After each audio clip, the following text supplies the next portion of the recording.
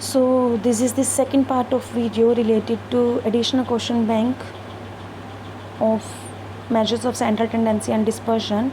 In the first video we have discussed first 15 questions. Now we will discuss 16 to 28 question. The question number 16 is find the median of 2, 5, 8, 4, 9, 6 and 71. तो सबसे पहले तो हमें median निकालना है. तो first rule to find median is first of all arrange the series in either ascending order or descending order. I have solved the sum here. When I arrange the values in ascending order, I get 2, 4, 5, 6, 8, 9 and 71. Now this is individual series and the formula for median in individual series is n plus 1 by 2th observation. The n is number of observation. कितनी items थी, तो मेरे पास यहाँ पे 7 items थी, तो formula becomes 7 plus 1 by 2th observation. 7 plus 1 is 8, then 8 by 2 is 4th observation. That means जो हमारी 4th value होगी वो हमारा median होगा. Now calculate what is at 4th value. First, second, third, fourth. तो 4th position पे क्या है 6, so our median is 6. So option number D is the correct answer.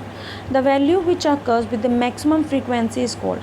जो वैल्यू बार बार आती है उसको हम क्या कहते हैं. We know the value with repeated frequencies or with repeated number or maximum frequency is called mode. In the formula mode L is equal L plus D1 into C divided by D1 plus D2. The D1 is the difference of frequencies in the modal class and the dash class. सबसे पहले तो generally हम जो formula D1 के term में पढ़ते हैं उसको कई स्कूल्स कई क्लासेस कई इंस्टीट्यूशंस में F1 के टर्म में पढ़ाया जाता है, तो वो फॉर्मूला भी साइड पे लिखा हुआ है. Let me discuss it here. We know that formula for mode is in continuous series L1 plus F1 minus F0 divided by 2F1 minus F0 minus F2 into C. या हमारे पास एक और formula होता है मोड का, that is Z is equal to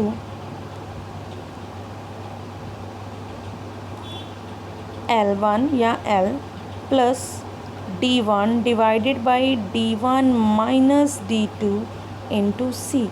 Now where we define that D1 and D2 is, we define it as D1 is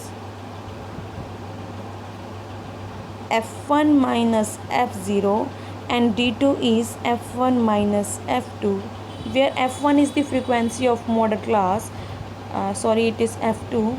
F1 is the frequency of modal class, F0 is the frequency of preceding class of modal class, F2 is the frequency of the next class of modal class. So the question is in D1 what is F0, then this is the frequency of preceding class. So option number A is our correct answer.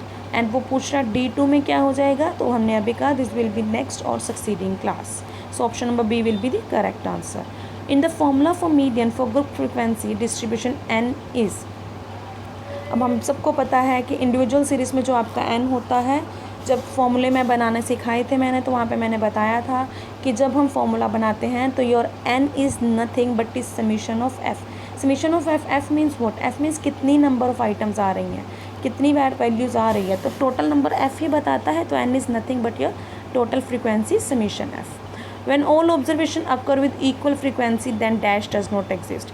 Equal frequency से median तो exist करेगा ही, क्योंकि median तो centre वाली value है. Mean भी exist करेगा because mean को फ्रीक्वेंसी के साथ इसका इतना लेना देना नहीं है. The value of central tendency which has its everything to do with frequency is mode, क्योंकि मोड की डेफिनेशन में ही हम कहते हैं जिसकी फ्रीक्वेंसी सबसे ज़्यादा होगी वो मोड होगा. अगर कोई वैल्यू 10 बार आ रही है और कोई वैल्यू 5 बार आ रही है, तो जो वैल्यू 10 बार रिपीट हो रही है that will be your mode. पर अगर कोई वैल्यू किसी सीरीज़ की सभी वैल्यूज 10 टाइम्स आ रही हैं, तो we can't predict that which will be the mode. Now the next question is mode of observation. आपको मोड फाइंड आउट करना है. If we see 2 comes 2 times, let me do it here.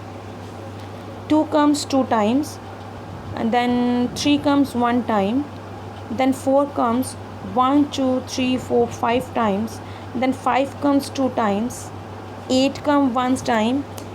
So which is the frequency which occurs maximum time is 4, because it comes 1, 2, 3, 4 and 5 times. So it comes 5 times. So our mode is 4. The next question is, for the observation there are dash modes.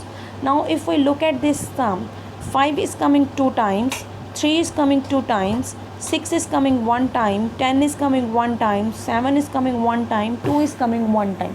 But 3 and 5 both are coming 2 times. So if we see there are two values which are having maximum frequencies, that is 2. So this series has 2 modes. So this is bimodal series. Now so 2 modes plus bimodal. अगर हमारे पास 3 आता तो हम कहते हैं trimodal. Now the next question is, dash of a set of observation is defined to be sum divided by number of observation. The very basic formula of arithmetic mean, sum divided by number, that is called arithmetic mean. So option number C is your answer. Simple average को हम क्या कह देते हैं? Simple average मतलब जिसमें आप simple निकालो summation x upon n, that is called unweighted average, जिसमें वेट या फ्रीक्वेंसी के बाद नहीं की जाती. When a frequency distribution is given, frequencies themselves treated as weight. हमें पता है फ्रीक्वेंसीज को हम वेट लिख लेते हैं. Now each value is considered only once for. Only once मतलब अगर 2 मैं लिख रही हूँ तो 2 को मैंने एक ही बार काउंट करना है. जैसे अगर let us suppose some number 22 लेते हैं, जैसे यहाँ पे 2 लिखा है, इस सम में 2 अगर मैं 2 टाइम्स लेती हूँ तो I will write it as 2 under x, and इसके सामने की कॉरस्पॉन्डिंग फ्रीक्वेंसी जो 2 होगी that will be under column frequency. That means frequency distribution में आप 2 को डबल टाइम लिख रहे हो. लेकिन वो कह रहा है कि हर वैल्यू को ओनली वंस कंसीडर किया जाता है. किस में? सिंपल में या वेटेड में? वेटेड में वो जितनी बार आती है हम उसको कंसीडर करते हैं. So simple average is the average where value is considered only once. Now the last question for this video is, each value is considered as many times as it